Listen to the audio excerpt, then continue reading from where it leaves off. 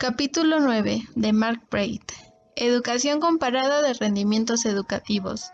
El equipo está conformado por Daniela García, Sara Niño Cantú, Guadalupe Cabañas y Kelly. La comparación de rendimientos educativos. Dentro de la introducción encontramos una frase que consideramos rescatar, la cual menciona que se debe juzgar aquello que el sistema educativo hace con los niños de una generación. ¿Por qué comparar el rendimiento educativo? Porque los investigadores y los creadores de políticas educativas desean comparar el rendimiento educativo entre países. Existe una pregunta que resume todas aquellas cuestiones del problema. La pregunta es, ¿qué podemos aprender de otros países? Comparar rendimientos implica un entendimiento claro de lo que está comparando, además de comparar grupos de alumnos o escuelas comparables. ¿Cuáles son los procedimientos para medir el rendimiento? El primer paso es crear un marco para definir y describir la disciplina y elaborar una matriz de prueba. El segundo paso es elaborar la prueba y como tercer paso es obtener un resultado por cada estudiante. Debemos considerar que se debe tomar en cuenta algunas preguntas para desarrollar cada aspecto. Por ejemplo, ¿cómo es definido el tema en cuestión? ¿Qué tipo de resultados se necesitan? ¿Cómo es la matriz? Entre otras preguntas que se mencionan más adelante.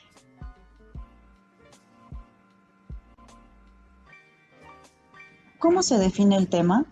Como un entendimiento a lo que se está midiendo en este apartado, se debe realizar primero un análisis del contenido curricular, posteriormente un debate y finalmente se elabora un marco que describa la disciplina en cuestión. La definición es determinada por los especialistas del currículo que participan en el estudio, pues ellos son quienes interpretan los resultados y que no deben olvidar referirse a la noción del tema en cuestión. Asimismo, cabe mencionar que es imposible construir una matriz justa para todos los países. Más bien, se dice que la matriz final es igualmente injusta para todos los países.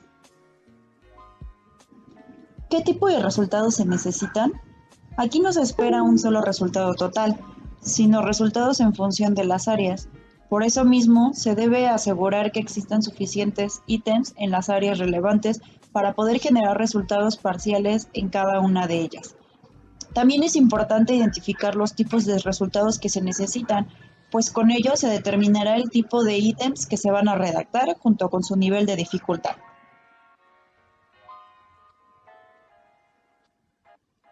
¿Cómo es la matriz? Mientras que la matriz pone énfasis en varias partes del marco, principalmente consiste en 3 puntos. Áreas que serán evaluadas, tipo de preguntas, que son los ítems, énfasis relativo puesto en cada parte del marco, que se refiere a la cantidad de ítems, y puntaje en cada área. ¿Qué tipo de ítems se usan? Es muy importante identificar los tipos, ya sea abiertos, los de opción múltiple, los de respuesta corta, verdadero o falso, y en función de los resultados de la prueba vamos a decidir cuáles se utilizarán. No son fáciles de elaborar, deben de ser bien pensados para evitar un pensamiento o respuesta errónea. Es decir, por ejemplo, los de opción múltiple nos ayudan a reconocer la respuesta correcta. Son fáciles de evaluar, pero difíciles de elaborar. Los de respuesta corta son más frecuentes, con mejores resultados en computadora. Los de verdadero o falso casi no se utilizan y los ítems de rendimiento son corregidos por un equipo, un sistema de puntaje complejo, requiere correctores y suelen ser costosos, así que es muy importante tener en cuenta esos tipos de factores que influyen en los ítems. Ahora bien, ¿quién los elabora y los evalúa? Bueno, estos están encargados por equipos de diseño, ya sea de orden internacional, nacional, regional o local. Es muy importante tener en cuenta que dentro de un estudio internacional, los equipos de diseño dentro de cada centro nacional, al conocer la matriz, se pide que contribuyan con ítems. Se envían a un comité internacional, se seleccionan, modifican y son controlados por los comités nacionales, los cuales se eligen por negociación, en el cual todos los participantes están de acuerdo a los tipos de ítems que se van a utilizar. ¿Cómo se traducen los ítems? Esta es una cuestión técnica a considerar. La exactitud de la traducción afecta sustancialmente lo que se evalúa, como la posibilidad de comparar resultados.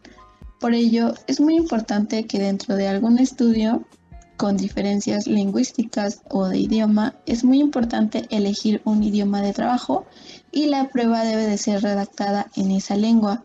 Se debe de considerar el sentido, el nivel de dificultad del idioma y los procesos cognitivos para responder a la pregunta que sean iguales o similares. Debe de ser exacto, fiable y equivalente a la traducción.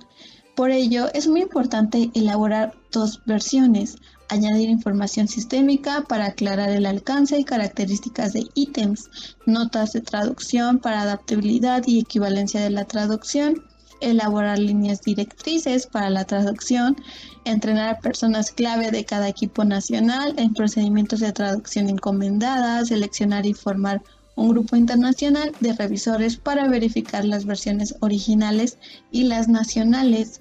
No es fácil y es costoso.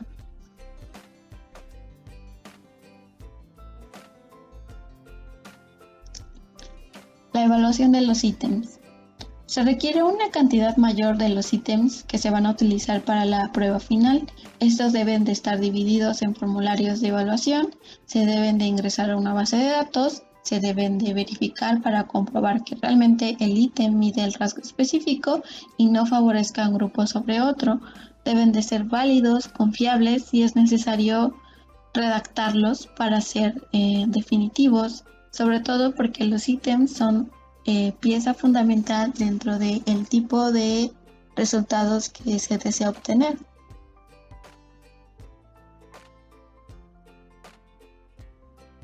Y ya respecto a las pruebas finales, los ítems se introducen en un sentido ascendente de dificultad. La cantidad de estos dependen de la disciplina. Llegó el momento de considerar a la población, es decir, a quiénes vamos a comparar. Dentro de los rendimientos educativos nos encontramos con la edad versus el grado de escolaridad. Es muy importante tener en cuenta que puede elegirse una sola o ambas. Dentro de la edad nos encontramos con un concepto no tan ambiguo, es decir, aquí podemos encontrar o comprender dentro de la investigación la influencia del sistema educativo sobre una generación, las muestras de complicaciones prácticas son algo complejas, costosas y son puntos que debemos de considerar. Escolaridad es un concepto muy ambiguo, es decir, no es lo mismo y no significa lo mismo en todos los países. Las tasas de abandono son diferentes y la cantidad de años escolarizados también lo son. Por lo tanto, para elegir el tipo de variante que debemos, esta va a depender del tipo de resultados que queremos obtener. Es decir, si estamos interesados sobre los efectos de la maduración, se debe usar el parámetro de edad. Por lo tanto, si nos queremos saber los efectos de la escolaridad, debemos usar el parámetro de grado.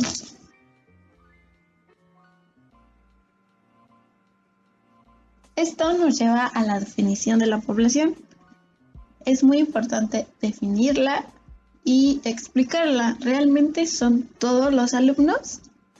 Y dentro de la población son válidas las exclusiones.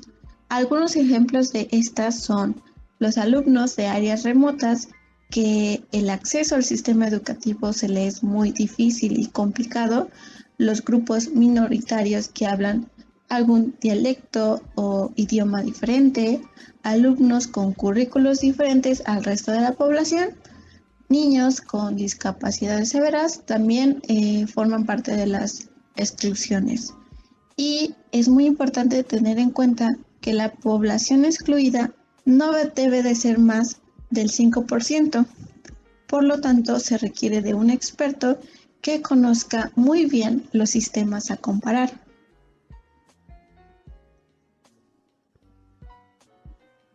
Alumnos dentro de las escuelas.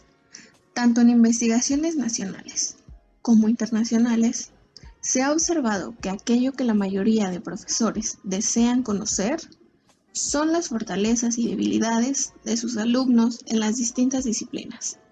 Al llevar a cabo dichos estudios y devolver resultados a las instituciones, se logra que en un futuro vuelvan a participar en más estudios. Niveles de rendimiento de las escuelas. Para conocer el rendimiento de una escuela, un director puede plantearse la siguiente pregunta: ¿en qué área o disciplina y en qué grados mi escuela está obteniendo buenos o malos resultados en comparación con otras escuelas similares o con la totalidad de las escuelas de mi país? Para dar respuesta a esta pregunta, se necesitan uno o más puntos de comparación. Uno de ellos sería el nivel relativo de rendimiento, el cual está centrado en el rendimiento de las escuelas con respecto a establecimientos similares e incluso con respecto a todas las escuelas de la población estudiada en un país. Aquel director conformista estará satisfecho con obtener buen rendimiento, al menos en una materia. Pero aquel que sea ambicioso intentará comprender las causas del bajo rendimiento y determinará cómo puede mejorarlas. Niveles de rendimiento regional. Es muy probable que las autoridades quieran saber si existen diferencias entre regiones y las preguntas clásicas que se hacen son: ¿cómo se compara nuestra región con otras regiones del país? ¿Existen diferencias entre las escuelas de zonas aisladas, rurales y urbanas en nuestra región?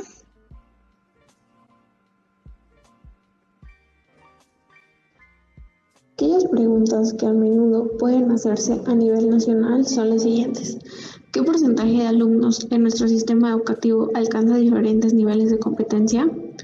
¿Qué porcentaje de alumnos alcanza puntos de referencia tales como poder desempeñarse en la sociedad o poder estudiar sin dificultad en el nivel educativo siguiente?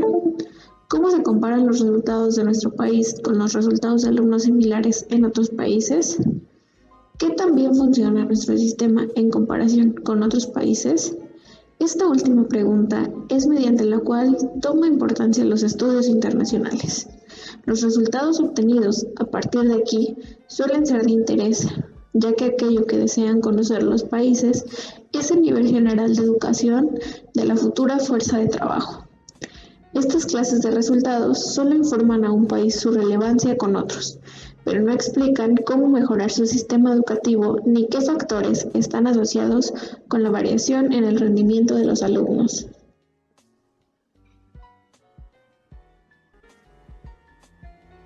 Conclusiones. El capítulo revisado nos brindó información sobre la problemática en cuanto a las mediciones utilizadas para comparar alumnos, escuelas, provincias o regiones dentro de un país y entre países.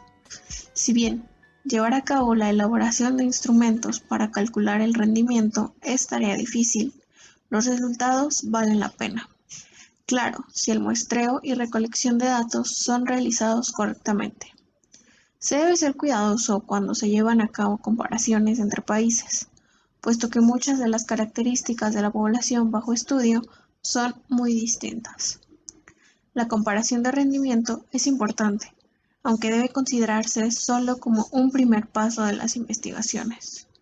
Ningún país es bueno en todo, cada uno cuenta con sus fortalezas y debilidades, y su deseo deberá ser saber qué deben hacer para mejorar la educación en uno o más aspectos. Necesitan conocer y comprender qué variables están asociadas a la variación de rendimientos, pensar acciones para mejorar la situación. Los estudios deben estar orientados hacia la medición de factores en el sistema que puede estar asociado con la varianza en el rendimiento entre alumnos, escuelas, regiones y países.